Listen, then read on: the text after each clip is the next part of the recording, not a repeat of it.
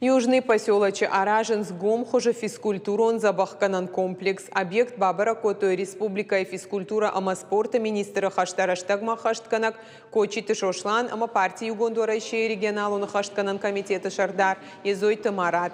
Физкультурон забахканан комплекс Аражинс партии Югондорайшей проект детский спорт ама федералом проект спорт норма жизни и фалгата. Спортивон зона ян федералом бюджета и рахай Котой 2 миллион шома барс. Современная спортивная площадка, которая включает в себя игровое футбольное поле размером 60 на 40, беговые дорожки.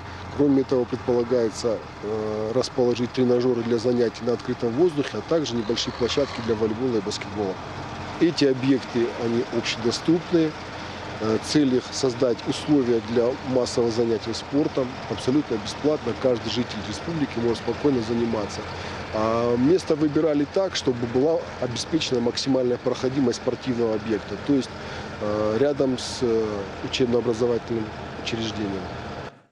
Ахам спортивон комплекс тенер иш мажур амамаждаджи южный объект арешт фаузан асажи корон физкультурон забахканан комплекс дуаб дацан апатнер кондомантан.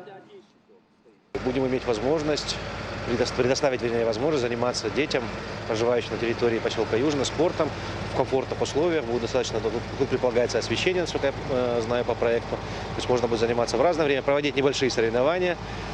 Надеюсь, нас пандемия от нас отступит, и мы в ближайшее время сможем проводить уже их.